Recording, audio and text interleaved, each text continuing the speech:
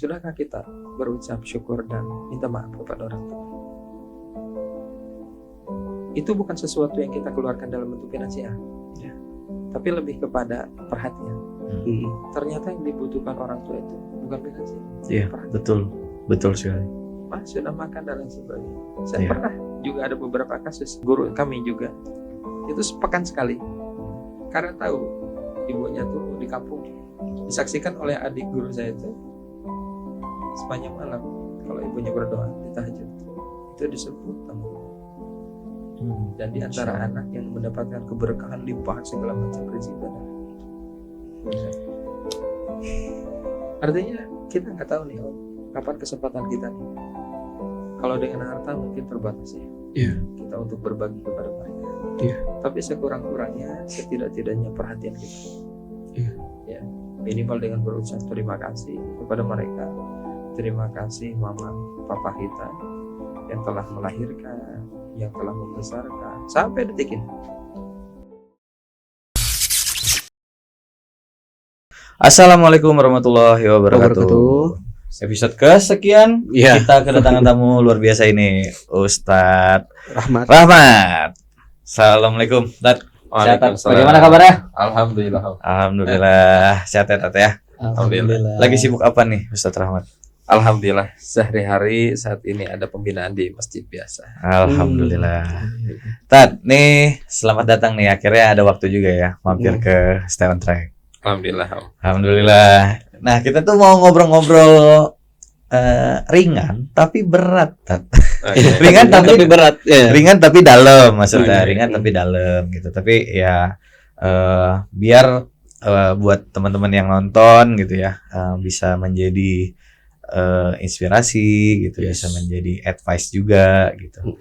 Nah, singkat aja, kita temanya mau apa ya hari ini? Mau ngangkat tentang rezeki kayaknya. Iya. Tat, ya. Asik ya kayaknya kalau kita bahas ya, Tat. Iya, kita lihat sudut pandang rezeki ya. Hmm. Gitu. Nah, kira-kira gimana nih, Tat? Kan banyak nih sekarang juga lagi viral-viral tuh ya. Lagi viral-viral tuh ada statement yang mengatakan kayak saya buat ngedapatin harta ini, buat ngedapatin dunia ini, tuh saya tuh nggak butuh sholat. Ada tuh statement itu, Tuh. Tat. Lagi rame juga tuh sekarang di dunia maya ya. Nggak Jadi- ibadah juga gua kaya ya. Iya, Hmm. jadi malah dia sampai bilang ada temennya dia saat Ramadan nggak puasa, tapi minjem duit ke dia akhirnya. Dengan dia yang nggak puasa, tapi dia bisa dapat gitu. Itu gimana, Tat? Sudut pandang tentang agama Islam gitu, Tat. Baik. Perihal tentang masalah rezeki, bahwa konsep rezeki dalam Islam itu bukan hanya pada sudut pandang finansial, Oke. lebih general. Hmm. Jadi rezeki itu adalah juga jodoh adalah rezeki. Betul. Hmm. Karena ada orang yang berduit belum tentu dia bisa menikah atau mendapatkan jodoh. Betul. Dan rezeki itu juga amanah mendapatkan jabatan. Karena belum tentu orang yang berduit bisa, dalam konotasi hari ini dengan pesta demokrasi, kalau kita pingin sesuatu, wah pakai duit segala macam, enggak juga.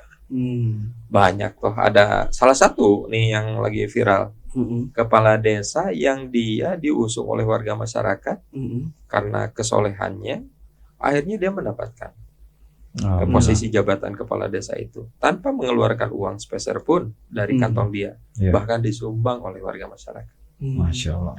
Itu. Jadi kalau bicara tentang rezeki juga tidak harus dalam bentuk konteks finansial. Kesehatan juga rezeki, Om. Iya. Ya. Benar. Berarti ya barometernya, maksudnya parameternya tuh bukan tentang berapa besar yang didapatkan.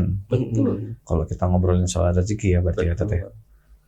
Bukan Ya, ya. kekayaan secara Bukan material dalam ya. konteks materi semata. Karena kita terlupa ya, kesehatan itu juga udah rezeki sebenarnya. Betul. Iya. Circle juga jadi salah satu rezeki ya, Tat. Oh iya.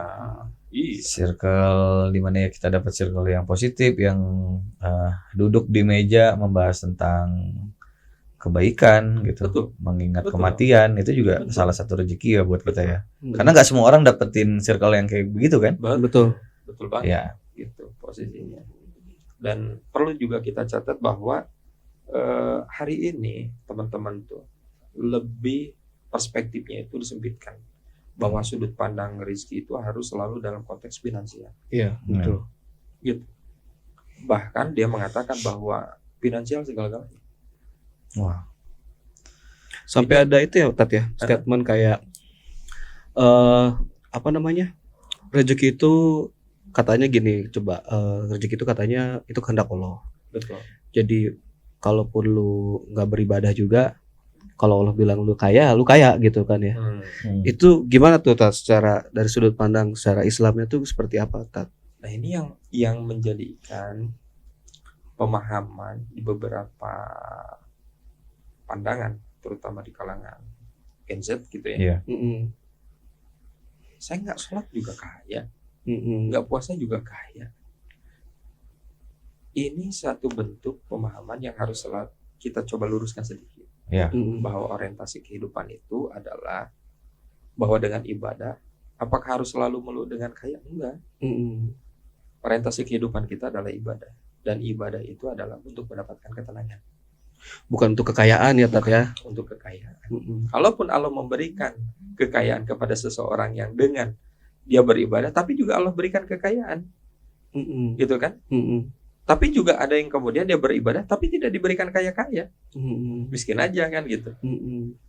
Tapi perspektifnya adalah, apakah kita menjamin orang dengan kaya itu akan mendapatkan ketenangan? Ya, Enggak. enggak terjamin. Walau walau. Ah, Betul. buktinya kan Iya. pasang security, gitu kan. Iya. Karena Iya. khawatir hartanya ada yang ngerampok, gitu Iya kan. benar. Benar. Betul kan? Betul, betul, Iya. Itu. Jadi ini yang harus kemudian kita coba sampaikan ke teman-teman, bahwa perspektif tentang masalah rezeki itu tidak harus selalu dalam konteks finansial, dan kemudian ya memang takdir Allah sesuai dengan kehendak Allah. Tapi kan saya sholat nih, kenapa saya nggak kaya-kaya? Mm. Ya kan karena takdir Allahnya. Mm-mm. Allah ingin menguji kamu sejauh mana dia mau konsisten terhadap ibadahnya. Oh. Itu kan? Iya. Dia ibadah untuk kaya atau apa? Oh iya. Nah, ini Iya. kembali kepada niat. Niat ibadahnya ya Tat ya. Niatnya Lillahi adalah ta'ala semata-mata karena Allah. Iya. Mau Allah kayakan, monggo. Mm. Mau Allah miskan, monggo. Yang jelas adalah Allah ridho dengan kehidupan kita. Masya Allah. Itu yang luput nih Om. Iya iya Posisinya benar tuh. benar. Padahal lebih berharga itu keriduan dari Allah itu ya Tat ya. Betul. Nah, pertanyaan gini, kita terbalik nih. Apakah kita menjamin Mm. dengan kekayaan yang kita dapatkan itu Allah benar-benar ridho? Belum. Nah, Belum belum nggak tentu. tahu. Iya. Buktinya banyak teman-teman yang diberikan kekayaan, Mm. malah dia asik-asik untuk menjauhkan. Lah, saya nggak sholat juga kaya. Iya. Akhirnya apa? Menjauhkan dia untuk tidak beribadah kepada Allah. Iya. Berarti itu adalah istidraj. Istidraj. Ada orang yang kemudian, lah, gua nggak sholat juga jadi pejabat. Ngapain sholat? Ngapain puasa? Dapat posisi jabatan ini gitu kan? Mm. Gua nggak sholat, dapat cewek yang banyak, yang lebih cantik gitu kan? Iya benar-benar. Tapi apakah ceweknya itu akan menyelamatkan? Belum tentu juga. Hmm. Bahkan bisa menghabiskan seluruh kekayaannya. Bahkan nggak sedikit nih Iya. yang lagi rame gitu kan? Iya. Orang yang diberikan jabatan, popularitas dan lain sebagainya, dijatuhkan Iya. oleh perempuan. Betul. Iya. Iya. Betul. Iya. Gitu. Berarti istidraj itu bukan cuma kekayaan ya, kalau kita udah sadar bahwa rezeki itu juga kesehatan. Betul. Artinya saat kita dalam kondisi sehat aja, kalau misalkan kita kufur, artinya kita sudah istidraj tuh, terjebak di istidraj yang artian di dalam kesehatan kita Iya. gitu kan. Iya benar. Itu. Dan kadang kita selalu, mohon maaf ya, saya sedikit emosional. Hmm. Kalau bicara tentang kenikmatan yang Allah berikan kepada kita, kenikmatan kesehatan nih, terutama. Kapan sih gigi itu disebut Om? Iya. Saat sakit. Saat sakit. Kenapa Om Randy? Sakit gigi. Giginya baru disebut ketika sakit. Oh iya. Iya ya. Benar nggak? Benar. Pernah nggak kita dalam satu keseharian, ya Allah terima kasih telah memberikan gigi yang sehat. Wahai gigi, terima kasih juga engkau mau bersamai. Iya ya. Iya. Mau Iya. bersamai sampai kadang kita lupa ketika kita makan kenikmatannya apa? Karena ada gigi kan. Betul. Coba yang nggak punya gigi kan jadi Iya. metik tuh makannya. Iya. Ditelan habis gitu kan. Gak usah dikunyah, Iya. langsung telan, masuk telan, masuk telan. Iya, Iya. benar. Kadang kita lupa juga Benar. ketika kita mensyukuri atas kenikmatan kesehatan yang Allah berikan kepada kita dari aspek pandangan, penglihatan. Allah berikan kesehatan kepada kita berupa mata dan itu bisa memandang, Iya. melihat. Iya. Kan banyak saudara kita yang diberikan mata tapi nggak berfungsi matanya. Iya. Ada yang diberikan tangan tapi nggak berfungsi tangannya Iya. karena sakit stroke dan lain Iya. sebagainya. Nah, hal ini yang paling kecil. Sudahkah kita juga mensyukuri terhadap kenikmatan yang begitu luar biasa? Mm. Bahkan konon katanya haram oleh sebagian orang mengatakan bahwa kita itu miskin. Mm. Kita akan mengatakan bahwa kita itu benar-benar kaya ketika diberikan rasa sakit. Ada orang yang kemudian hari dalam satu kesempatan ingin menjual ginjalnya Mm. Iya. dan nilainya cukup fantastis. Iya, betul. Dan dia baru mengatakan kaya ya saya. Iya. Yang Ini ada luar adalah- biasa, gitu kan? Iya. Bahkan saya pernah mendapati salah satu saudara kami yang itu dia sakit paru-paru. Hmm. Paru-parunya dua-duanya udah rusak. Hmm. Dan setiap hari harus ditopang dengan oksigen. Mm. Untuk hidup tuh. Untuk hidup. Jadi dia tergantung dengan oksigen. Kalau lepas dari oksigen, nggak bisa bernapas. Iya. Kami Sudah. tanya, sehari bisa menghabiskan berapa? Saya bilang, Hmm. tidak kurang untuk membeli oksigen aja 500.000. Sehari. Sehari. Kita masih gratis nih. Kita masih Iya. Bisa dikasih gratis. Iya. Iya kan? Sehari 500.000. Saya tanya, gimana, Bang? Kalau dilepas, wah sesek banget katanya. Hmm. Masya Allah. Ini kan kenikmatan yang kadang kita luput untuk mensyukuri. Ini Hmm. rezeki dari Allah, Betul, betul. Iya. gitu kan? Makanya ada nikmat apa yang kau dustakan itu ya. Iya. Betul. Makanya Iya. dalam surat Ar-Rahman itu diulang-ulang. Mm-mm. Fabi ayyi ala'i rabbikuma tukadziban. Mm-mm. Kalimatnya diulang-ulang. Mm-mm. Berapa ayat tuh dalam surat Ar-Rahman itu diulang-ulang. Allah ingin memberikan ketegasan kepada kita. Nikmat mana yang akan kita coba dustakan? Iya. Iya. Dengan kata lain kita mengatakan statement bahwa kita miskin. Mm-mm. Mm. Padahal Allah sudah memberikan modal kekayaan kepada kita. Salah Betul. satu diantaranya modal kesehatan. Iya. Astagfirullah, ya. Kadang kita suka lupa ya. Iya. Luput sih kita pasti Mm-mm. sebagai manusia tuh sering banget menyepelekan hal-hal kecil yang tanpa kita sadari itu Betul. ada sumber kekayaan gitu dari Iya. Allah gitu, yang harus disyukuri gitu kan. Betul. Berarti yang bisa disimpulkan adalah tujuan kita beribadah itu bukan untuk jabatan, bukan untuk nominal ya, Betul. bukan nominal materi ya, Betul. tapi lebih ke untuk mendapatkan ketenangan. Betul. Yang Tapi- kalau udah tenang itu semuanya luar Iya. biasa sih Betul. berjalannya. Tapi ngeri ya, ngeri. Itu berarti artinya kalau misalkan saya punya pikiran kayak, aduh, kok gua ini melarat banget ya, miskin banget ya. Betul. Artinya saya tuh secara tidak langsung udah mendustakan nikmat Allah tuh. Iya, Betul. udah nggak bersyukur. Karena nggak sadar kalau kita masih punya badan yang berfungsi gitu Iya. kan. Masih semuanya masih dalam keadaan normal gitu. Pernah ada satu cerita juga begitu, ketika ada satu orang yang mengeluh gitu kan, oh saya tuh nggak punya nggak punya uang, saya tuh miskin di dunia Betul. gitu. Mm. Ada satu orang lagi, enggak, kamu itu kaya gitu. Betul. Kamu bisa dapetin 5 miliar Mm. detik ini juga. Betul. Tapi kamu saya kasih 5 miliar, saya ambil satu dengkul kamu. Mm.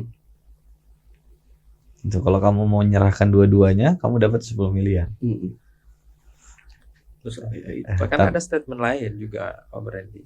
Ada salah satu orang yang mengatakan, lu kalau gua kasih uang 1 miliar, gimana? Wah, Mm. saya akan bersyukur banget. Mm. Kalau perlu gua sujud gitu Mm. kepada orang yang ngasih 1 miliar. Orang nggak pernah punya dapat duit. Iya. Tiba-tiba saya ngasih Dapat 1 1 miliar. miliar. Oke. Uang saya kasih 1 miliar, tapi lu nggak bangun. Iya. Besok nggak bangun nih. Mending gua bangun daripada dapat uang 1 miliar. Iya. Nah, pertanyaannya adalah, Allah sudah ngasih lu bangun setiap hari. Kenapa lu nggak sujud sama Allah? Iya. Kenapa minimal lu nggak bersujud, minimal lu bersyukur deh. Iya. Kan ada doa bagi umat Islam tuh kalau kita bangun tidur kalimatnya alhamdulillahillazi ahyana ba'da ma amatana wa ilaihi nusyur. Kalimatnya adalah bersyukur kepada Allah. Minimal kalimat syukur itu ya mengucapkan hamdalah, alhamdulillah. Mesti dikasih bangun nih. Masih dikasih. Kadang kita bangun aja, jangankan berdoa, beresin tempat tidur aja lupa tuh. Iya. Dapat 1 miliar tapi besok nggak bangun.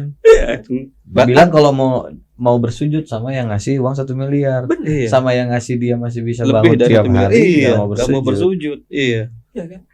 Jadi kalau kita mengatakan, aduh, terlampau jauh nih kepicikan kita ya, Benar. untuk tidak menghadirkan sebagai seorang manusia yang pandai bersyukur. Ya. Terlalu jauh kita mengatakan hamba, minimal menjadi manusia aja. Iya. Simple Iya, aja dulu ya. Iya, Yang sederhana. binatang aja kalau dikasih sesuatu, dikasih pertolongan, Mm-mm.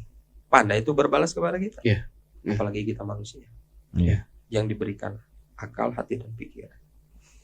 Terutama adalah perasaan. Ini luar biasa kan gitu. Tapi banyak juga ya dijumpai dengan orang yang sudah menerima bantuan tapi menyalahgunakan. Oh, iya. Memanfaatkan situasi dan keadaan gitu. Betul. Iya. Karena beranggapan wah bisa nih gitu. Ini orang baik nih kayaknya nih. Betul. Iya malah dimanfaatkan. Betul. Nggak sedikit juga kasus-kasus seperti itu terjadi di mata masyarakat. Kira-kira sikap kita bagaimana dengan orang yang demikian? Terutama kitanya lah. Ya. Seandainya kita yang diambil kebermanfaatan, Iya. ya nggak jadi soal. Nggak jadi soal. Kenapa? Karena niatan kita adalah karena Allah. Iya. Iya. Memberi kita karena Allah, bukan karena ingin mendapatkan balasan dari orang. Iya. Semata-mata murni ingin membantu dan berharap rahmat dari Allah. Iya. Bukan berharap dari orang yang kita bantu. Betul. Iya. Berarti yang harus sebenarnya kiat-kiat yang emang harus kan mungkin banyak ya. Teman-teman yang nonton di sini juga mungkin sering gitu ngalamin kayak ngerasa, waduh, gue udah tulus, gue udah baik gitu. Tapi balasannya kayak begini. Nah, kira-kira tuh kiat-kiatnya apa? Harus mengambil langkah apa nih? Iya. Buat kita-kita yang seperti ini, minimal buat meredam atau membesarkan hati. Iya. Ada satu doa yang ini diterapkan dalam salah satu hadis yang diriwayatkan oleh Abu Daud. Kalimat doanya indah luar biasa. Allahumma rahmataka arju. Ya Allah, kami berharap hanya kepada rahmat. Fala takilni ila nafsi tarfata aini. Janganlah satu kedipan saja dalam pandangan kita untuk lepas dari rahmat Allah Subhanahu wa taala. Insyaallah. Wa aslihli, damaikan ya Allah, selesaikan, rukunkan hati kami, perasaan kami, jiwa kami. Sya'ni kullahu, terhadap segala sesuatu perkara. La ilaha illa anta. Tidak ada yang wajib kita sembah, kita ibadahi melainkan Engkau ya Allah. Artinya yang pertama adalah menghadirkan niat, terutama niat berharap kepada Allah. Niat semata-mata karena Allah. Ya. Kita melempar kebaikan, dilempar keburukan. Jangankan kita, Rasulullah SAW yang mulia, yang tanpa cacat, kan memberikan kebaikan. Iya. Apa balasannya? Iya, keburukan juga. Keburukan. Masih kita ingat dengan kisahnya Rasulullah SAW ketika menyuapi orang Yahudi yang buta. Ya. Ini Rasulullah menyuapi orang Yahudi buta. Apa yang terjadi? Si Yahudi buta ini, yang tua renta ini, berbicara keburukan, memfitnah Rasulullah di depan Rasulullah yang sedang menyuapi. Iya. Itu terjadi. Dan Rasulullah tidak mengatakan marah atau lain sebagainya. Enggak. Besok harinya datang lagi bawa bubur. Dengan Suapin lembut disuapin lagi. Si Yahudi buta tua ini ngomong tentang apa? Keburukannya, Fitnah. iya. Itu ya. Fitnah Rasulullah SAW, terus difitnah dan lain sebagainya. Wah, dicaci maki dan lain sebagainya. Dia nggak tahu. Dia baru menyadari ketika Rasulullah SAW meninggal dan penggantinya siapa? Abu Bakar As-Siddiq. Oke. Abu Bakar As-Siddiq datang kepada Aisyah. Wahai Aisyah, apa saja yang dilakukan Rasulullah dalam sehari-hari? Maka Aisyah menyampaikan ada salah satu kebiasaan yang Rasul lakukan. Itu mendatangi Yahudi tua buta dan menyuapinya. Bukan hanya memberikan makanan tapi menyuapinya. Dilakukan oleh Abu Bakar As-Siddiq. Iya. Ketika datang disuapi. Dan apa yang terjadi? Kaget Abu Bakar. Si Yahudi buta ini mencaci maki Rasulullah. Meminta Rasulullah. Saat itu tertahan Abu Bakar As-Siddiq marah, ya, tapi marahnya dipendam. Ya. Kenapa kamu terhenti? Kata si Yahudi buta ini. Kenapa kamu terhenti? Kamu siapa? Kamu bukan orang yang biasa. Kenapa? Karena kalau Rasulullah SAW itu lembut. Makanannya itu lembut. Ya. Entah diproses dengan berbagai macam hal mungkin yang dilakukan Rasul. Sampai si Yahudi buta tua ini tidak terlalu banyak mengunyah mungkin. Karena sudah tua. Enak dimakannya. Apa jawaban Abu Bakar? Tahukah engkau? Siapa yang selama ini menyuapimu? Adalah orang yang kau caci maki, adalah yang engkau fitnah dirinya. Aku adalah Abu Bakar As-Siddiq, dan orang yang selama ini menyuapimu adalah Rasulullah Sallallahu Alaihi Wasallam. Jadi walaupun Rasulullah dizolimi oleh orang, Rasul tetap melempar kebaikan kepada mereka. Yang pertama adalah niatkan karena Allah semata. Yang kedua, mari kita contoh Rasulullah. Karena figur kita bukan siapa-siapa lagi, Rasulullah SAW. Yang sudah sempurna segala macam halnya. Yang ketiga adalah yakini bahwa tidak ada satupun kebaikan yang melainkan itu akan dibalas dengan kebaikan. Hal jazaul ihsan ilal ihsan. Tidak ada satu kebaikan yang kita lakukan melainkan Allah akan membalas dengan kebaikan minimal yang setimpal. Dan kita berharap adalah lautan ampunan dari Allah. Ganjaran yang paling besar itu yang paling kita harapkan. Rahmat Allah yang kita harapkan itu. Bukan harta dan lain-lain ya. Betul. Jadi kan saat kita ada mungkin ya kalau kita sharing gitu ke teman-teman atau ke siapa gitu tentang kita dikhianati orang atau apa gitu ya, kan pasti banyak juga tuh kayak masukan bilang udah makanya jangan terlalu baik gitu, karena kalau terlalu baik itu akan dimanfaatkan gitu kan. Betul. Nah berarti kalau saya sih nangkapnya gini ya, kenapa kita harus takut untuk dimanfaati? Karena kan harus bermanfaat. Harapan kita kan untuk bisa terus menjadi bermanfaat ya. Betul. Gitu. Kalau kita nggak mau dimanfaatin, berarti kita akan berhenti berbuat baik, berarti atau kita jadi nggak mau dimanfaatin. Betul. Sementara kita tugas kita sebagai manusia kan sebermanfaat mungkin gitu. Artinya kan kayak lu jadi orang jangan terlalu baik lu gitu kan. Iya. Bahasa itu kan selalu tersampaikan. Iya. Betul. Tapi saya pernah ngalamin kayak gitu juga gitu. Jadi saya waktu itu berusaha bisnis gitu ya. Pernah ngalamin kayak gitu juga. Satu pesan yang disampaikan oleh ada Pak RT sekitar situ. Dia bilang, "Kang, udah itu namanya musibah," katanya itu kan. Yang penting Akang jangan kapok berbuat baik. Betul. Gitu. Alih-alih dia ngomong jangan menjadi orang jangan baik-baik. Tapi dia malah ngomong, "Kang jangan kapok untuk terus berbuat baik," kata dia tuh gitu. Insyaallah. Itu sampai sekarang masih keinget tuh sama saya tuh. Karena ya memang istilahnya nggak semua orang bisa appreciate ya dengan apa yang kita lakukan gitu kan. Tapi ya itu intinya. Jadi saya keinget, kalau saya masih ada perasaan yang nggak enak saat saya diperlakukan seperti itu, artinya ada sedikit di dalam diri saya rasa agar orang itu mengapresiasi saya. Artinya belum secara sepenuhnya lillahi ta'ala. Betul. Iya. Masih ada harapan, ada terbesit harapan gitu ketika melakukan kebaikan. Ada poin yang paling utama Om. Poin yang paling utama itu adalah bahwa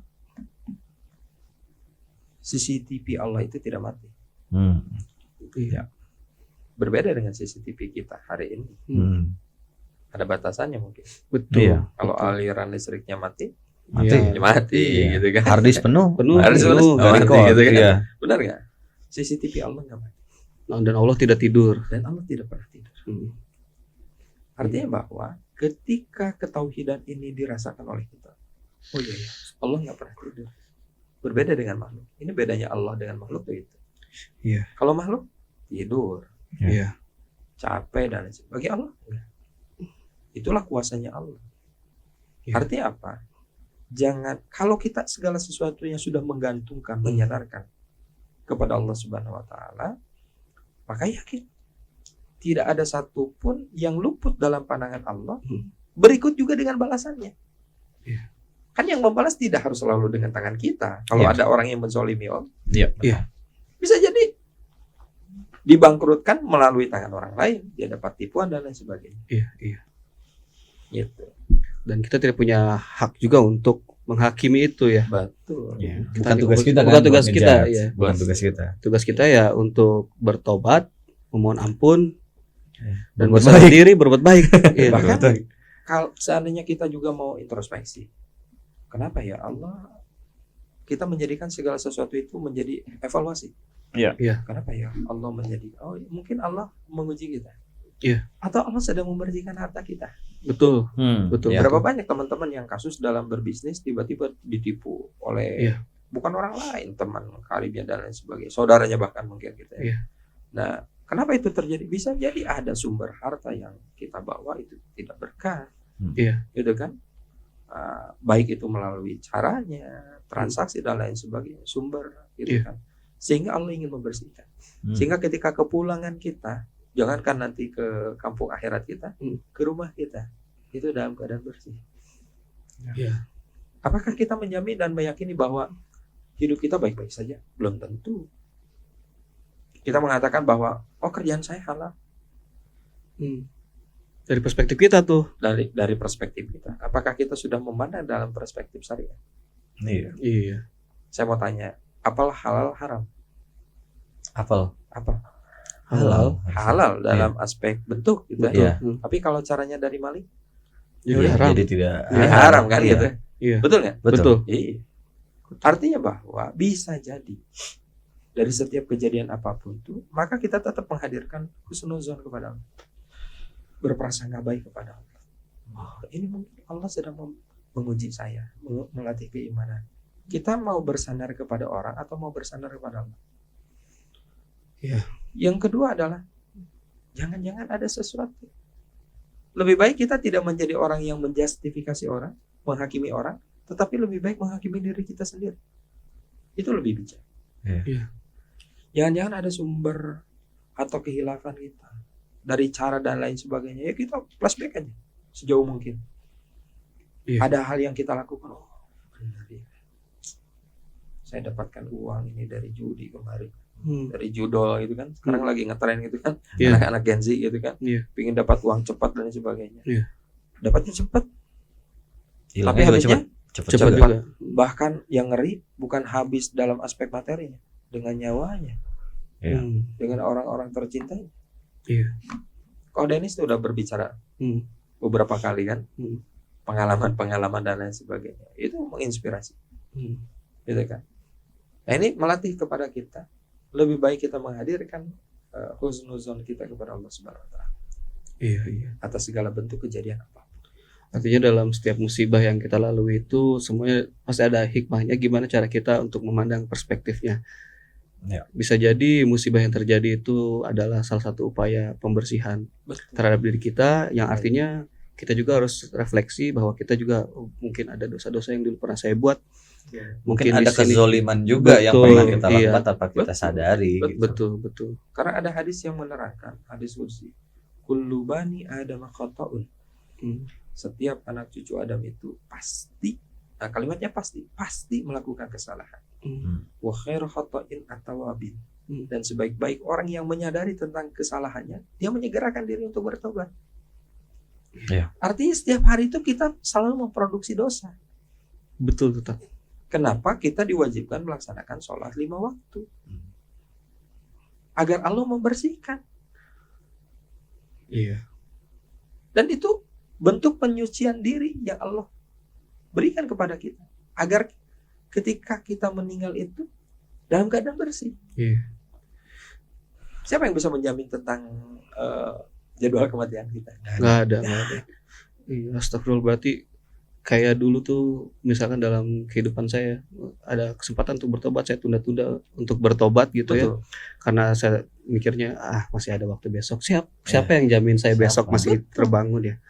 Artinya dengan kita ngomong masih ada hari esok gitu kan.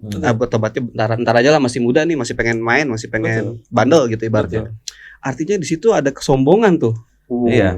Ngeri. Saya jadi tersadar gitu. Jadi saya ingat refleksi flashback ke belakang tuh kayak sombong banget saya nih jadi orang nunda-nunda tobat gitu ya. Iya. Bahwasanya kan yang meninggal hari ini sama kayak kita tadi malam. Kita sama-sama memplanning besok kita bakal ngapain. Sampai ini detik ini sekarang kita bisa duduk di sini di ruangan ini. Kita bisa sharing dan ngobrol ini bareng sama Ustaz Rahmat ini ketemu ya emang ya atas izin Allah juga ya Tete. Betul.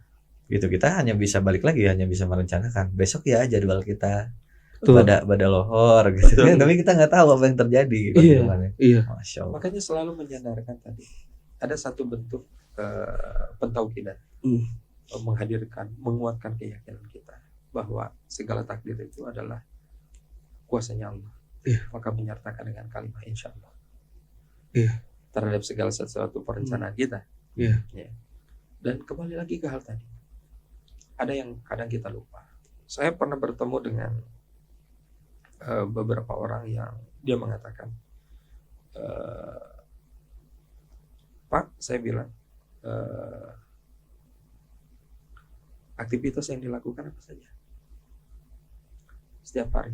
Saya kerja pagi pulang malam, pagi pulang malam. Saya tanya, itu untuk siapa?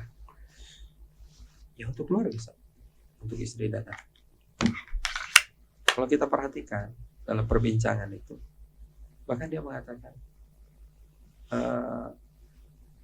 kalau pulang di rumah apa? Ya udah tidur.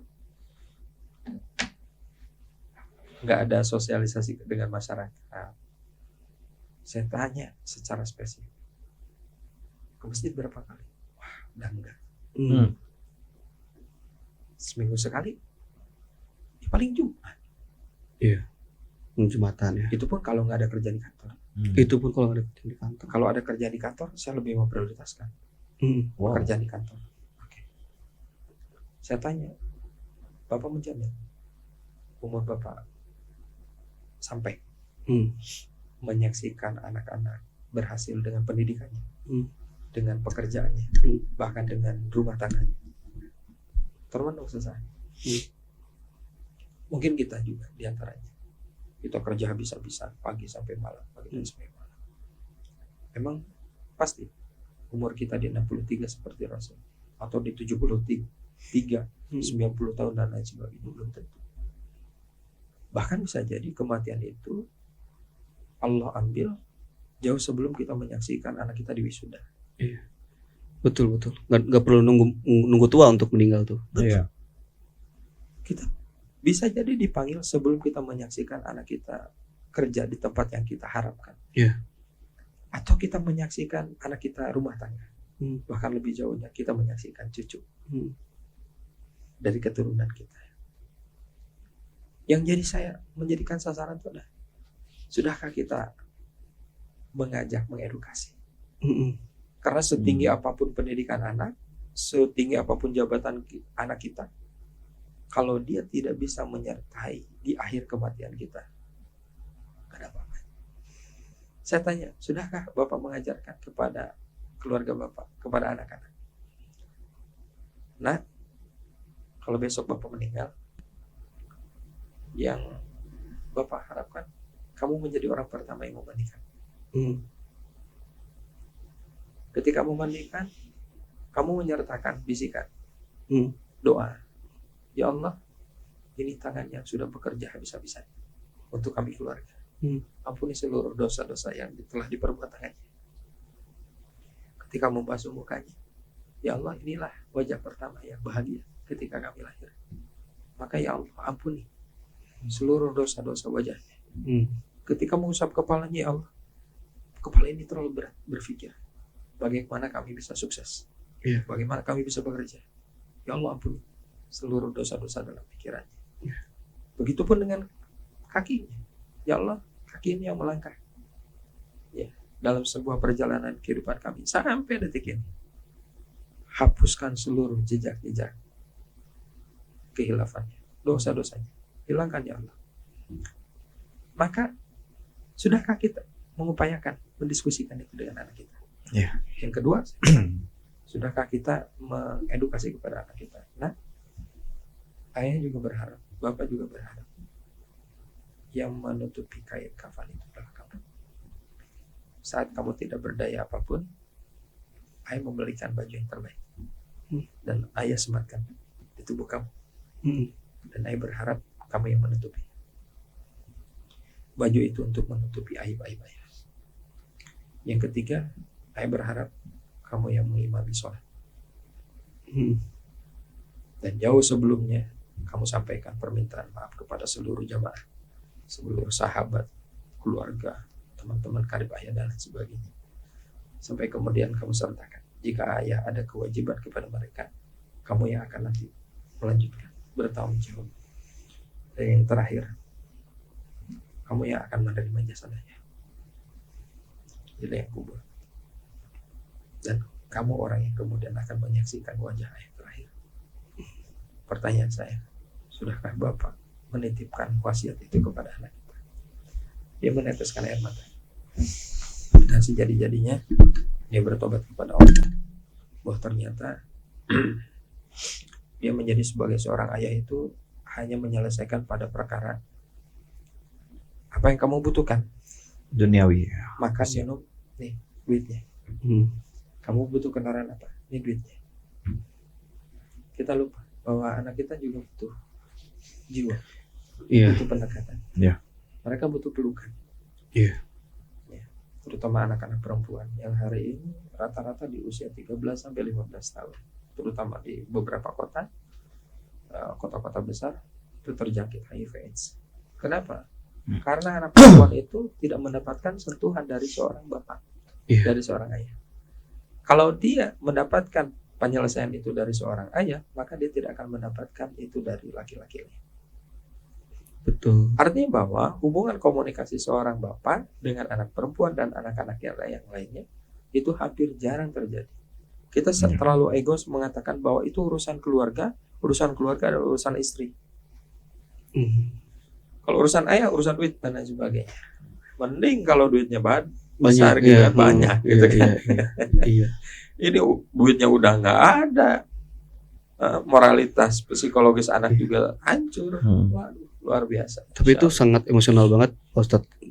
Kebayang maksudnya untuk kayak buat teman-teman yang orang tuanya masih ada, sebagai anak aja nggak pernah punya pemikiran seperti itu gitu.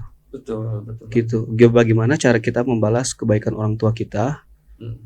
Ya, rupanya dengan seperti itu tuh itu udah sangat luar biasa sekali. Saya nggak pernah kepikiran bahwa ini ayah saya bekerja nih dengan tangan dan beraganya gitu. Betul. Saya nggak pernah kebayang untuk ya Allah maafkanlah orang tua tuh dari doa Robik Fili Waliwadai aja, tapi rupanya di dalam situ ada maafkanlah tangannya yang pernah melakukan kesalahan gitu. Betul.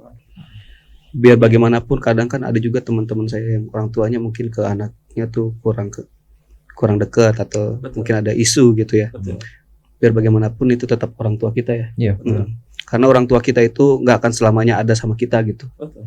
Suatu saat dia harus kembali, harus pulang, kita harus udah bisa mempersiapkan diri kita memberikan yang terbaik di akhir hayatnya. Betul.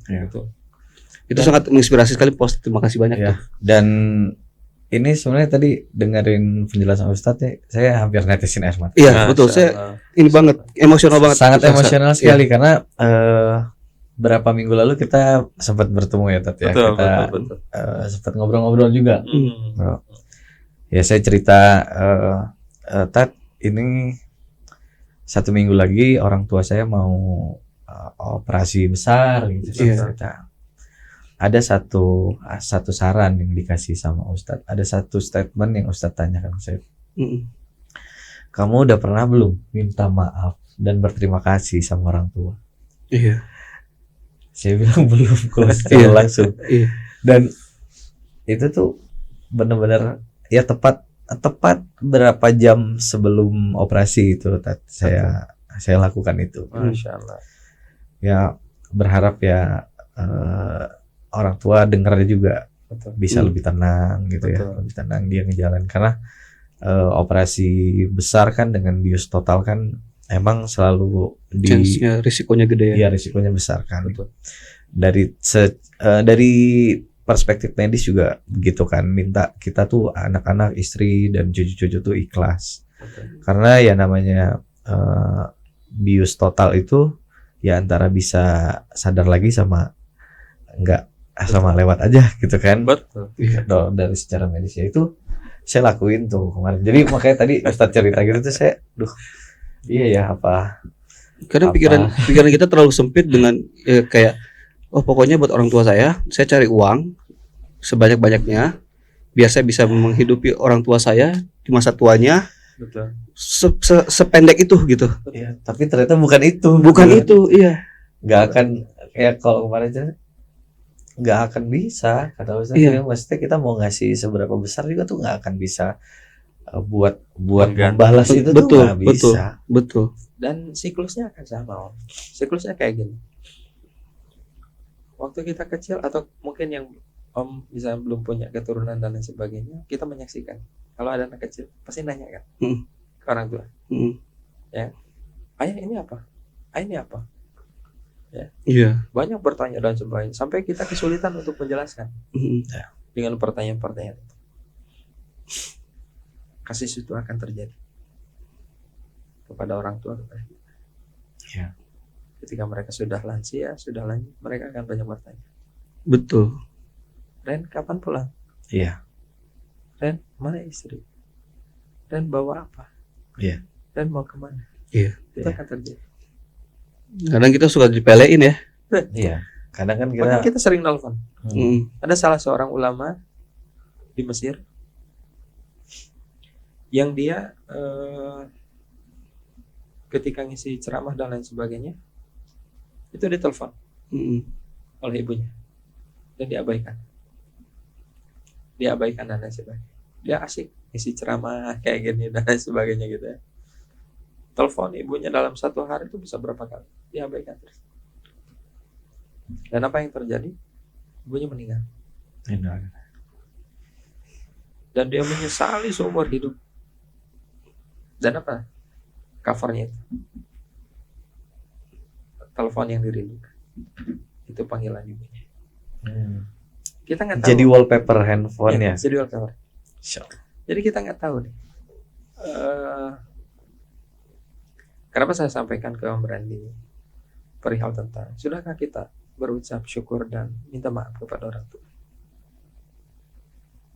Itu bukan sesuatu yang kita keluarkan dalam bentuk finansial, ya. Tapi lebih kepada perhatian. Ternyata yang dibutuhkan orang tua itu bukan finansial. Iya, betul sekali. Mas sudah makan dan lain sebagainya. Saya pernah juga ada beberapa kasus guru kami juga itu sepekan sekali. Karena tahu ibunya tuh di kampung paling senang makan peda gitu ya. Seminggu sekali itu dia bawa sama pete dari kejauhan tuh, katanya sambil lari tuh. Wih yo, pulang nih bawa ikan asin, peda sama pete gitu kan. Apa jawaban ibunya? Yang kemarin juga masih ada. Ya, masih ada. Gak apa-apa, kan ini kesukaan emak. Disaksikan oleh adik guru saya itu sepanjang malam kalau ibunya berdoa di tahajud itu disebut namanya. Dan di antara anak yang mendapatkan keberkahan limpahan segala macam berisi itu adalah guru saya. Artinya kita nggak tahu nih Om, kapan kesempatan kita nih. Kalau dengan harta mungkin terbatas ya. Kita untuk berbagi kepada mereka. Tapi sekurang-kurangnya, setidak-tidaknya perhatian kita. Ya, minimal dengan berucap terima kasih kepada mereka. Terima kasih mama, papa kita yang telah melahirkan, yang telah membesarkan sampai detik ini. Ya, bahkan terlepas sekalipun orang tua kita beda agama, tetap birrul walidain itu harus tetap dijalankan. Komitmen berbuat baik kepada orang tua itu tetap harus dijalankan, walaupun berbeda agama. Iya. Walaupun orang tua kita tetap tidak suka, karena kita berbeda agama, beda server nih, misalkan gitu ya. Nggak jadi soal. Tetap pada hati nuraninya itu tetap dia seorang manusia. Iya. Seorang manusia yang butuh dengan manusia lainnya. Ya. Mungkin dengan kita tidak akan luluh, siapa tahu dengan cucu akan luluh. Iya. Maka terus aja berbuat kebaikan kepada orang tua kita, tidak harus selalu dengan materi mulu, dengan perhatian kita, dengan kasih sayang kita, dengan pelukan kita. Pertanyaan saya, dalam satu hari ini, sudahkah kita bersama dengan mereka? Sekedar bertanya kabar, Mah, sehat? Mah, udah makan belum? Apa yang perlu kami bantu buat Mama hari ini? Karena kalau sudah berumah tangga, apalagi kita sudah disibukkan dengan aktivitas, kan aktivitas itu, kesibukan itu akan menguras energi kita. Betul kan. Bahkan sampai itu terjadi tuh di saya. Sibuk dengan kerjaan dan aktivitas. Orang tua saya juga suka WA kan, kapan pulang gitu kan. Udah malam nginep di mana gitu kan. Betul. Kadang antar aja balas gitu. Iya. Saya suka gitu tuh dulu tuh. Iya. Betapa kufurnya saya. Orang tua masih ada. Jadi ya sangat emosional sih. Ya dulu orang tua saya kan operasi kemarin itu kan 1 minggu pulang itu operasi ketiga ya. Operasi ketiga itu di operasi 1, operasi 2 itu beliau emang drop secara mental, secara semangat, semua drop. Tapi di operasi kali ini gitu, karena saya ya nggak tahu ya, saya berusaha untuk setiap hari dia bisa lihat muka saya di rumah sakit. Ya saya izin sama istri gitu, saya mau nemenin dulu papi di rumah sakit gitu. Itu saya lakuin, terus sebelum berapa jam sebelum operasi itu saya minta maaf, saya berterima kasih gitu ke dua orang tua saya. Itu sampai ya alhamdulillah Allah kasih lancar operasinya, sampai selesai operasi Ega juga sempat ke rumah sakit gitu. Justru Ega bilang, bokap gak kayak habis operasi. Cerita-cerita ngobrolnya udah seger gitu. Alhamdulillah gitu. Berbeda dengan operasi pertama, operasi kedua gitu, sampai ke operasi ketiga ini tuh alhamdulillah ya beliau semangatnya semakin ada gitu. Semakin ada, jadi nggak yang kepikiran, mungkin beban-beban di hati dan pikirannya lepas saat itu. Betul. Masya Allah sekali sih. Kan yang menjalani Om Reni tahu betul bagaimana siklus perubahan itu kan. Iya. Dan mungkin yang dirasakan orang tua, my boy is back. Iya. Anakku yang dulu tuh sudah balik lagi. Stay on atau track dengan bahasa kita stay on track gitu. Iya, stay on track lagi. Karena mungkin juga di luar expect mereka gitu, saya akan berbicara seperti itu gitu, untuk minta maaf, untuk berterima kasih. Itu mungkin nggak pernah mereka temuin dan nggak pernah mereka pikirkan anaknya akan berbicara seperti itu mungkin. Dan belum tentu bahasa itu akan disampaikan oleh orang-orang yang berilmu. Iya.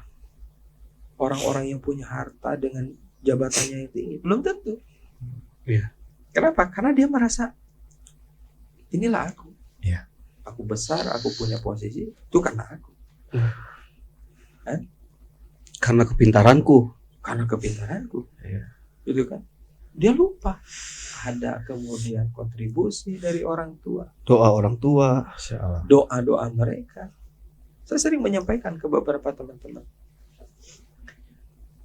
ada doa yang itu tidak akan pernah terhalang oleh langit. Itu doa orang tua kita.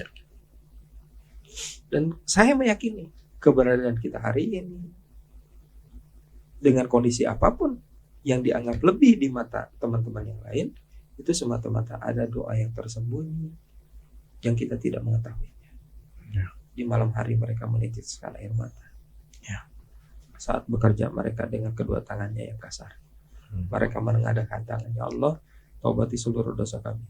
kalaupun kau tak mentaubati dosa-dosa kami, ya Allah, kabulkan seluruh doa-doa panjatan kami untuk anak dan cucu kami. Yang itu hampir Insyaallah. kita tidak pernah mengetahui. Iya. Ya. Maka bagi kita saking luar biasanya dalam Al-Quran itu tentang bagaimana kita berbakti kepada orang tua. Jangankan marah, mengatakan saja sudah menjadi itu Dosa. sudah menjadi dosa bagi kita semuanya. Apalagi lebih daripada itu. Menghela nafas juga udah Betul. gitu juga udah nggak boleh ya tadi. Masya Iya, Allah kan? sekali. Jadi ya Masya Allah luar biasa. Dan Iya. kira-kira apa korelasi kita antara berbuat baik, beribadah, kemudian dengan rezeki yang semula kita menyampaikan bahwa bisa jadi rezeki apapun yang telah Allah terapkan kepada kita semuanya itu akan jadi halangan tertahan. Seandainya yang pertama adalah kita tidak menghadirkan pentobatan kita kepada Allah, kita bangga dengan dosa-dosa. Yang kedua adalah kita tidak menghadirkan birrul walidain kita kepada kedua orang tua. Baik itu rezeki finansial, baik itu rezeki jabatan, baik itu rezeki jodoh, baik itu rezeki keturunan, bahkan mungkin kesehatan, bisa jadi ada korelasi itu di antaranya. Maka saya sering menyampaikan kepada teman-teman, ayo kita mengawali. Yang pertama adalah menghadirkan pertobatan kita kepada Allah. Ya, karena banyak dosa yang baik disengaja ataupun tidak yang kita lakukan, terlebih banyak yang tidak kita sadari. Maka memperbanyaklah kita dengan istighfar. Karena Rasulullah SAW kita mengetahui Rasulullah itu manusia yang suci, tapi istighfarnya tak kurang 100 kali. Bayangin. Iya. Rasul kita aja brother sehari tidak kurang 100 kali. Itu sudah dimaksum, sudah dijaga. Udah halal jannah, dijamin masuk ke dalam surga. Insyaallah. Kita dosanya banyak, istighfarnya hampir Jarang. tidak. Iya, hampir enggak. Kalaupun kita mengatakan saya suka istighfar, berapa kali? Ya habis sholat 3 kali, kali 15. Itu pun kalau kita sholat. Kalau nggak sholat, ya nggak istighfar. Benar-benar. Kadang atau kita juga mengucapkan istighfar kalau ada sesuatu yang membuat kita kaget. Iya. Dosanya kita produksi terus, istighfarnya Kurang. kurang dihitung. Bahkan mungkin ada satu hari juga malah nggak ada istighfar sama sekali. Insya Allah. Ini menunjukkan kalau kita betapa sombongnya Iya. kepada Allah Subhanahu Wa Taala. Bukankah makhluk yang tidak disukai atau terhalangnya iblis masuk ke dalam surga karena kesombongan? Iya. Kalau kita tentang ketaatan, iblis lebih taat dalam ibadah. Tentang pintar, iblis Kita lebih pintar. Iya. Itu kan? Iya. Kalau bicara tentang ketaatan, bicara tentang kepintaran, iblis lebih dahulu daripada kita. Tapi dia terhalang masuk ke dalam surga karena Kesombongan. kesombongan. Lah kita ibadahnya kagak, sombongnya paling depan. Iblis minder ya. Iya, itu Kayaknya iblis minder nanti kalau ketemu di neraka gitu kan. Punten dia malah. Nah, punten. Wah, dia lebih sombong daripada gua nih gitu. Ngeri ya. Iblis aja sampai insecure ya. Insyaallah. Itu saya jadi kepikiran tetap jadi gue dibayar gaji sebesar apa sih sampai menunda-nunda gitu. Betul. Bukankah kita di dunia ini tuh kerja itu untuk menunggu waktu sholat? Iya. Tapi ada juga kan yang ya tadi mungkin ya cerita sahabat Ustadz tadi ya. Ya saya ke masjid seminggu sekali, itu pun kalau nggak ada urusan kerjaan. Kalau ada urusan kerjaan ya saya prioritaskan kerjaan gitu. Iya. Betul. Itu Ya mungkin ya sama seperti itu sih halnya. Iya. Nah kalau untuk ini nih Tad, satu hal nih ya, kita tuh adanya stay on track ini tuh kita tuh pengen menjadikan ini tuh salah satu media yang bisa mungkin sedikit bisa menjadi inspirasi buat teman-teman gitu ya. Betul. Karena kan mungkin kebanyakan orang tuh kayak wah enggak deh, jangan sekarang deh, saya kalau buat hijrah gitu jangan sekarang deh gitu, kayaknya saya belum pantas gitu buat Betul. hijrah gitu kan. Betul. Nah itu menurut saya gimana ya? Kalau menurut saya sih hijrah bukan tentang kita mengganti outfit ya, Tete. Bukan tentang itu aja ya. Betul. Tapi ya gimana kita bisa terus menyebarkan kebaikan kalau saya sih. Nah, salah satunya melewati media ini, media podcast ini tuh biar banyak menginspirasi teman-teman juga gitu. Betul. Buat yang mau kita makanya sharing-sharing pengalaman gitu di sini tuh biar buat teman-teman juga tuh bisa lebih ringan gitu dapatnya. Bener, itu yang kata Randy. Itu gimana ya Tat? Mindsetnya supaya kita bisa istiqomah gitu ya. Iya. Atau minimalnya kita punya keinginan untuk kembali gitu. Karena dulu tuh sempat ada pemikiran-pemikiran seperti ini Tat. Jadi saya pengen tobat nih. Tapi saya tobat hari ini, besok kalau saya masih besok saya bakal dosa-dosa lagi. Terus saya tobat lagi, terus saya dosa lagi, saya tobat lagi, saya dosa lagi. Terus aja gitu ngulang-ngulang, yang istilahnya orang bilang tobat tomat. Nah, terus saya sempat punya pemikiran seperti itu. Pemikiran seperti itu yang menunda-nunda saya untuk segera Kembali. bertobat, untuk kembali gitu. Jadi saya takutnya pemikiran saya dulu, saya takutnya dengan begitu saya mempermainkan Allah. Padahal bodohnya saya, Allah itu tidak bisa dipermainkan. Justru dengan begitu saya malah mempermainkan diri sendiri. Jadi gimana ya Tat ya? Jadi agar kita tuh tidak ragu untuk bertobat gitu. Karena kan seperti yang Pak Ustadz bilang, namanya keturunan Nabi Adam tuh pasti melakukan kesalahan ya. Iya. Kira-kira gimana Tat supaya kita bisa istiqomah dalam proses perjalanannya gitu? Oke. Yang pertama kita harus meyakini bahwa kita bukan malaikat yang selalu memproduksi kebaikan, gitu kan, atau baik selama-lamanya. Dan kita juga bukan iblis yang terus menerus melakukan keburukan. Ya. Kita manusia di antara mereka. Ya. Ada dua sifat di antara mereka. Al-imanu yazidu wa yanqus. Yanqusul iman bil maksiat wa yazidul iman bil ilm. Iman itu naik turun. Turunnya keimanan kita adalah karena kemaksiatan. Dan bertambahnya iman kita adalah dengan thalabul ilmi. Yang pertama adalah tetap kembali berharap kepada Allah Subhanahu wa taala. Yang kedua, kita komitmen untuk senantiasa menjalankan apapun yang dibicarakan orang belum pantas dan lain sebagainya. Pastikan itu adalah setan. Dan setan itu kan bukan hanya dari golongan jin. Ada juga dari golongan manusia. Quran surat An-Nas itu kan, minal jinna wan nas, gitu kan. Jadi akan ada orang yang senantiasa membisikkan kepada kita, mengkritisi kepada kita. Lu munafik lu, pakai gamis gitu kan, soalim lu gitu kan, jenggotan gitu, soalim dan lain sebagainya. Kita pastikan bahwa itu adalah bagian daripada godaan, baik dari golongan jin maupun dari golongan manusia. Dibuat ragu dalam diri kita. Komitmen aja, itu kan dengan kebaikan yang kita lakukan. Yang ketiga adalah cari circle, komunitas. Cari komunitas yang itu akan membantu kita untuk melakukan proses hijrah kita, pentobatan kita. Yang keempat adalah senantiasa thalabul ilmi, cari guru, belajar. Kenapa? Karena itu akan terus mengingatkan kepada kita, guru kita itu. Hijrah itu by proses, dan dia masuk dalam dunia kegelapan juga by proses. Betul. Maka hijrahnya juga butuh proses, gitu kan. Tidak dalam satu waktu gitu ekstrim gitu. Biasanya yang ekstrim tuh kurang bukan berarti tidak bagus ya. Kadang juga berbalik jadi tidak baik juga, gitu kan. Tiba-tiba mohon maaf nih jilbab jadi gede gitu kan. Pakai langsung cadar gitu ya. Langsung drastis ya. Ya ada kebahagiaan tersendiri bagi kami, alhamdulillah. Gitu. Tapi ketika tidak didukung dengan tadi muatan-muatan komitmen dalam beribadah, mencari circle, mencari guru, akhirnya balik lebih ekstrim.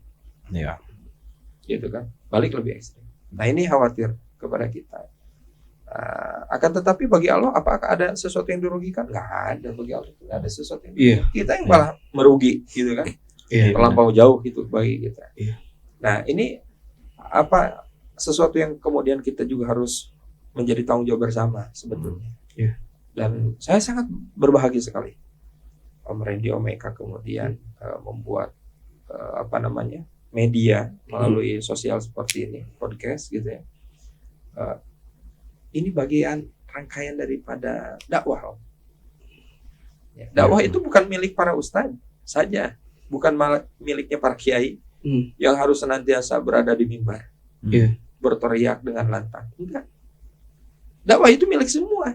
Kewajiban kita bersama mengajak orang untuk berproses dari sesuatu yang dia melakukan keburukan menjadi kebaikan, atau orang yang tidak sama sekali melakukan kebaikan itu menjadi melakukan kebaikan. Itu proses dakwah. Dan setiap daripada dakwah ini ganjarannya, investasinya luar biasa. Masya Allah. Ini kita nggak tahu nih takdir kematiannya. Bisa jadi besok kita meninggal. Tapi ada orang yang terinspirasi dari percakapan kita, dari beberapa episode nih misalkan yang dilakukan oleh teman-teman Om Eka dan Om Reni misalkan. Orang terinspirasi untuk berproses hijrah. Maka pahala yang mereka dapatkan itu insya Allah akan bocor juga buat kita. Luar biasa. Maka ayo kita melakukan media dakwah dengan berbagai macam hal, ya, yang bijak, yang bisa diterima oleh semua kalangan tentunya. Pro kontra hal biasa. Itu dalam sebuah dinamika. Betul. Dan kita meyakini bahwa niat kita adalah semata-mata karena Allah Subhanahu wa taala. Ya. Berarti kita bisa berdakwah itu melewati yang menjadi perahu kita untuk berdakwah itu ya bisa melewati karya-karya juga ya Tat ya. Betul. Kayak dari lagu gitu. Betul. Ini juga insya Allah nih Ega dan kita ada beberapa teman-teman juga mau ngeluarin beberapa lagu religi. Ya, insya Allah didukung luar biasa. Gitu. Terus kita juga insya Allah ada rencana pengen tetap meneruskan series Langkah Dakwah itu akan terus kita bikin. Insya Allah juga kalau emang Allah izinkan gitu. Kita juga mau memproduksi film untuk bioskop yang untuk tayang di bulan Ramadan tahun depan. Insya Allah gitu. Sangat didukung. Kita dari teman-teman penggerak juga merasa berbahagia. Teman-teman sineas yang hari ini bergerak luar biasa. Yang kedua, kami juga merasa diringankan. Kami merasa diringankan dengan tanggung jawab kami untuk menyampaikan amanah dari ilmu yang kami dapatkan dari guru-guru kami, dibantu oleh teman-teman, disebarluaskan. Saya yakin banyak para ustadz, para kiai yang ada di pelosok dan lain sebagainya. Mereka terbatas dengan media-media seperti ini. Betul. Tapi kealimannya begitu luar biasa, kesolehannya luar biasa, gitu kan. Juhudnya begitu luar biasa. Bisa jadi mereka yang harus lebih didengarkan. Akan tetapi karena fasilitas dan silaturahminya terbatas mungkin, kami yang berkesempatan untuk berbicara saat ini di depan teman-teman. Oke, tidak terasa sudah 1 jam Pak Ustadz kita berbincang-bincang. Masya Allah sekali ya. Sangat emosional buat saya pribadi juga. Saya sangat episode kali ini. Ya semoga kita ada Allah kasih waktu lagi untuk Ustadz duduk lagi di ruangan ini lagi buat kita ngobrol-ngobrol panjang lagi karena masih banyak sebenarnya yang pengen saya tanyakan, pengen saya diskusikan gitu. Mungkin nanti di belakang juga kita akan ngobrol-ngobrol lagi ya. Oke, buat teman-teman, semoga episode kali ini obrolan kita bersama Ustadz Rahmat menjadi satu banyak yang bisa dikutip lah yang baik-baiknya. Kalau yang menurut teman-teman tidak kurang ya boleh nggak usah diambil, yang baik-baiknya saja. Betul. Masya Allah sekali. Ustadz, terima kasih. Siap, sama-sama Om Ren. Jadi gitu aja teman-teman. Wassalamualaikum warahmatullahi wabarakatuh. Assalamualaikum warahmatullahi wabarakatuh.